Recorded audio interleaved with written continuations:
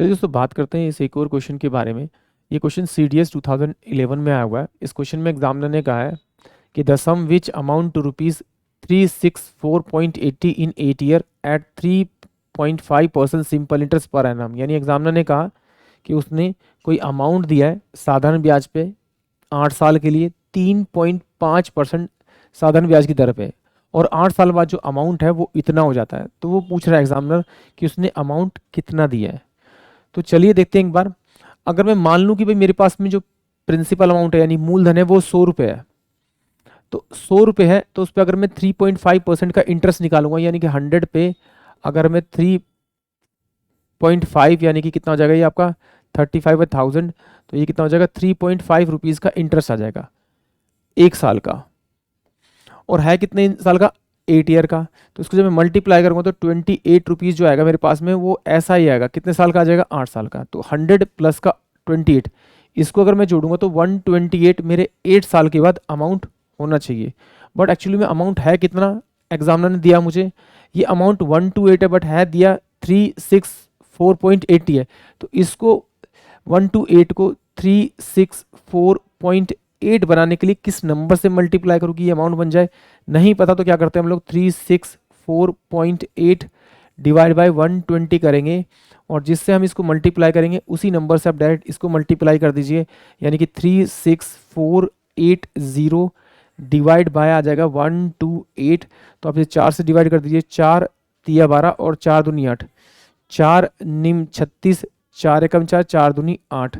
फिर मैंने इसे 8 से काटा तो 8 चौक 32, 8 एकम 8 और 8 एकम 8 और 8 चौक 32 ये आ जाएगा। फिर इसे 4 से काटेंगे तो 4 दूनी 8, 4 दूनी 8, 4 अट्ठे 32 और 4 पंजे 20। यानी कि जो इसका अमाउंट आएगा ऑप्शन ए 285 रुपीज़ आएगा। आइए इसे एक बार और देखते हैं, हो सकता है किसी बच्चे को ना समझ में आया।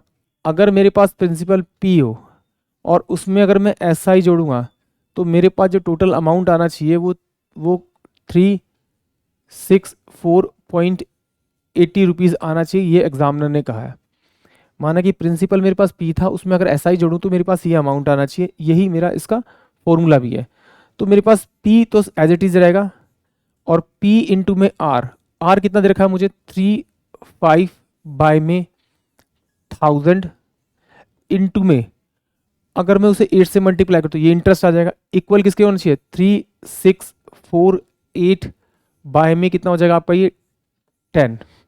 तो यहाँ से अगर मैं प्रिंसिपल P कॉमन निकालूंगा बाहर तो ये मेरे पास 1 प्लस का तो 8 पंजे 40, 4 8 ते 24 और 28, 28 बाय में कितना हो जाएगा आपका ये मेरे पास में 1000 इक्वल टू कितना हो जाएगा 3648 बाय में 10 हो जाएगा। सॉल्व करेंगे इसको, इससे मैंने इसको कट कर दिया तो मल्टीप्लाई करेंगे तो P इक्वल टू कितना हो जाएगा 100 प्लस का 28 डिवाइड बाय में 100 बराबर में कितना 3648 बाय में 10।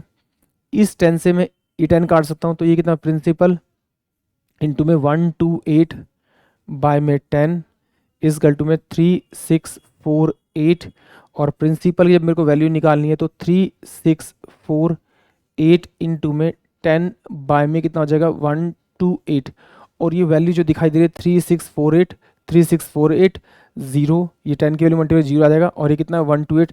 यानी कि जब इसको काटेंगे तो मेरे पास कितना आ जाएगा 285। इस क्वेश्चन का करेक्ट आंसर आएगा यानी कि ऑप्शन ए होगा। यानी कि लॉन्ग से करना है तो आप इस तरह से कर सकते हैं और शॉर्ट से करना है तो इस तरह से कर सकते हैं। यानी कि आप प्रिंसिपल को 100 एज्यूम कर लीजिए। जब आपने प्रिंसिपल को 100 एज्यूम कर लिया तो 1 साल का 100 रुपये पे जो इंटरेस्ट होगा वो 3.5 रुपीज़ होगा। बट ईयर कितने रखे मुझे 8, तो इसे 8 से मल्टीप्लाई करूँगा तो 28 रुपीज़ का इंटरेस्ट होगा। तो प्रिंसिपल प्लस का SI जब जोड़ूंगा तो 128 मेरा मिश्रधन आएगा यानी टोटल अमाउंट आएगा। बट एक्चुअली में टोटल अमाउंट तो मुझे दिया हुआ है, तो इस 128 को 364.8 बनाना है तो मुझे किस नंबर से मल्टीप्लाई करना पड़ेगा।